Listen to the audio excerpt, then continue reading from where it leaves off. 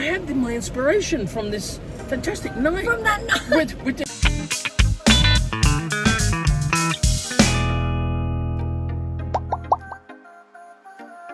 So Maliha, what are your burning questions? Well, first of all, I wanted to say, Leo, thank you for joining us, coming back here for season 2. No problem. Of the Late Night Power Show. Problem. I enjoyed it the last time, and now I'm not a wave virgin any longer. You know, it's like coming back home. It's really good. I feel like last time in season 1 you held back a little bit, you know, but Okay, now that you're back, Okay, now we're all family. we've got this trust, we are family. Absolutely, yeah. I feel like you need to give us some dirty details Ooh, now. open up a little bit, eh? About the good old days of pop stardom. Yes. The Now, 70s and 80s. exactly right. Now, Yeah. you were a ladies' man, Leo. There's no doubt about Well, it. I was a little bit, you know. I was kind of married at the time, but I was still a naughty boy. But you know, the temptations of Hollywood and all those places were just kind of too much. You couldn't really ignore a lot turn of your it. senses Yeah, off. okay. You couldn't really ignore all of that. You know, when you were in Hollywood, I mean, I had starlets and oh my God, all kind of like approaching me, and you know, you feel spoiled. You feel young again. Tell me which celebrity Oh God! you went on tour with. There's one big one that I Come on. had a fling with. When I wrote the song "Thunder in My Heart," I went to dinner with a very famous photographer called Terry O'Neill, who was going out with the actress Faye Dunaway at the time. Okay. So they were dating. So they said, "Leo, would you come down to the Dome restaurant in Los Angeles?" And I put my Gladrogs on, and I went down there, and it was a really famous movie star. Come on, just say the Oh name. dear, Raquel. Raquel I'm Welch. not supposed to tell this story, folks. Anyway, she was doing a TV show at the time. Or no, she was performing in Vegas. That's right. And she was doing sort of like a dance routine and singing my song, "You Make Me Feel Like Dancing." I love that which song, was a yes. hit at the time, you know. And so she said, "Would you come back to my place?" And this fantastic Hollywood mansion. She had me singing to her and everything like that.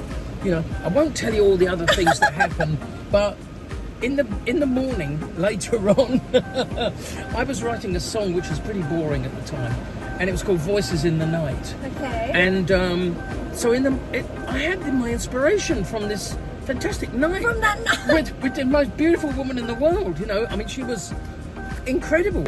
All the lyrics of that song are very much inspired by what went on. Mate. Yeah, so I guess I listened to that you'll have to song. listen to that song So and work it that's out. it, Yeah. right. Raquel's not with us any longer, so I think we can safely say some of these things. But yeah, and she was a lovely person. But yeah, it was something else for a small boy from Shoreham-by-Sea in Sussex to experience. Well, we're in the car wash now. There was a famous incident where I wrote the song Orchard Road. And that was all about, I had an affair with one of my fans. So basically, and I asked my first wife, Janice, I found her another house and moved this girl in, but it didn't work out.